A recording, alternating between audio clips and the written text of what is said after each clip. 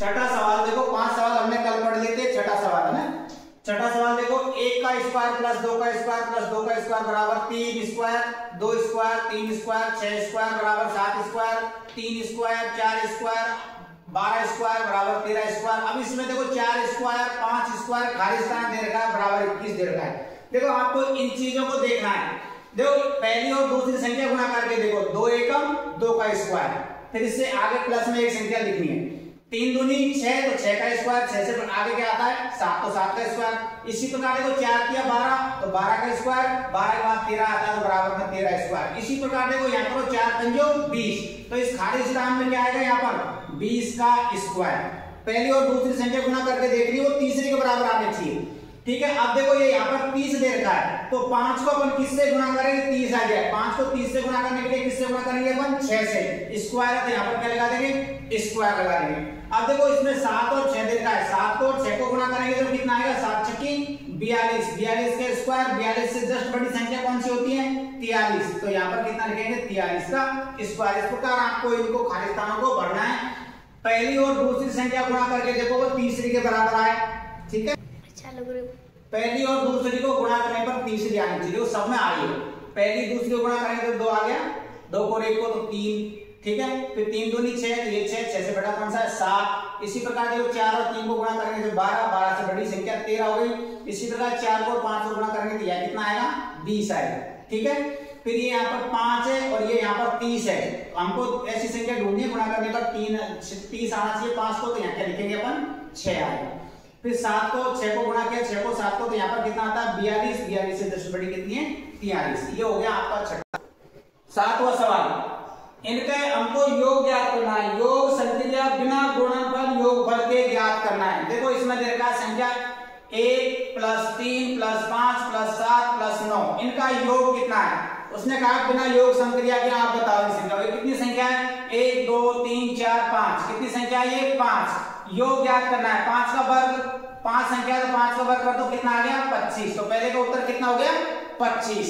इसी प्रकार देखो इन संख्याओं को देखो कितनी संख्या है 1 2 3 4 5 6 7 8 9 10, कितनी संख्या है 10, तो 10 का वर्ग कितना होता है 100, तो इनको जोड़ने पर भी कितना आएगा 100 आएगा। इसी प्रकार देखो तीसरी में देखो कितनी संख्या है 1 2 3 4 5 6 7 8 9 10 11 12, कितनी संख्या हो गई ये 12 संख्या हो गई। 12 का वर्ग कितना होता है 144, 12 का वर्ग कितना होता है 144। इस प्रकार से देखो 7वें सवाल में आपको ये जोड़ ज्ञात करना है, योग ज्ञात करना था, ठीक है। सवाल नंबर 8, सवाल नंबर 8, पहला सवाल है गुणनचास को 7 विषम संख्या के रूप में लिखो, गुणनचास को 7 विषम संख्या के रूप में लिखो। अब आपको पता है गुणनचास किसका वर्ग होता है 7 का वर्ग, किसका वर्ग होता है 7 का वर्ग होता है। तो 7 के रूप में देखो 7 विषम संख्याओं को लिखते चलो, यहाँ से 1 + 3 + 5 + 7 + 9 + 11 + 13, कितनी हो गई 1 2 3 4 5 6 7, तो ये हो गई आपकी 7 विषम संख्या। इनको जोड़ने पर कितना आता है गुणनचास आता है, इनको जोड़ने पर कितना आएगा गुणनचास। इस प्रकार से इनको हमको विषम संख्या के रूप में लिखना था। फिर दूसरा सवाल है 121 को 11 विषम संख्याओं में, आपको पता है 121 किसका वर्ग होता है 11 का वर्ग होता है, किसका वर्ग होता है 121 11 का वर्ग होता है। तो 11 विषम संख्या लिखनी है आपको, इसमें कितनी लिखनी है 11, 1 + 3 + 5 + 7 + 9 + 11 + 13 + 15 + 17 + 19 + 21, कितनी हो गई ये 1 2 3 4 5 6 7 8 9 10 11। तो इसने हमको 11 विषम संख्याओं के रूप में ही बोलने को लिखा है, तो 11 विषम संख्या अपन ने लिख ली। इनको जोड़ने पर पूरा कितना आता है 121। ये हो गए आपके सवाल नंबर। अब देखो 9वें सवाल में हमको इन संख्याओं के वर्गों के बीच की संख्या ज्ञात करनी है, कि यानी 12 का वर्ग और 13 के वर्ग दोनों के बीच में कितनी संख्या है। तो सबसे पहले देखो आपको ये सवाल कर लो, आपको 13 का वर्ग में से किसका वर्ग घटाना है 12 का वर्ग घटाना है, किसका वर्ग घटाना है 12 का वर्ग। अब आपको पता है 13 का वर्ग कितना होता है 169। कितना होता है 169। और 12 का वर्ग कितना होता है 144। कितना होता है 144। 169 में से 144 घटाओ कितने बचेंगे 25।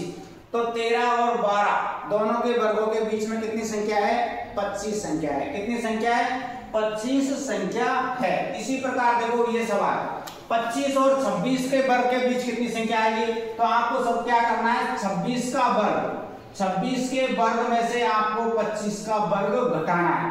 26 का वर्ग कितना होता है आपको 676। कितना होता है 676। और इसका 25 का वर्ग कितना होता है 625। कितना वर्ग होता है 625। घटाओ कितने बचेंगे 51। कितने बचेंगे 51। यानी 26 के वर्ग और 25 के वर्ग में टोटल वर्गों के बीच कितनी संख्या है 51 संख्या है। कितनी संख्या है 51। इसी प्रकार देखो इसका तीसरा सवाल है 99 और 100। 99 और 100 के वर्गों के बीच में कितनी संख्या है। तो आपको इसमें क्या करना है सबसे पहले 100 का वर्ग 100 के वर्ग में से आपको घटाना किसका 99 का वर्ग। 100 के वर्ग में से किसका वर्ग घटाना है 99 का वर्ग। 100 का वर्ग कितना होता है 4। ठीक है। और 99 का वर्ग कितना होता है 9801। कितना होता है 9801। इसमें से घटा दो कितने बचेंगे 199। कितने बचेंगे 199। यानी 100 के वर्ग और 99 के वर्ग के बीच में कितनी संख्या है 199। कितनी है 199। इस प्रकार से आपकी प्रश्नावली 5.1 पूरी होती है।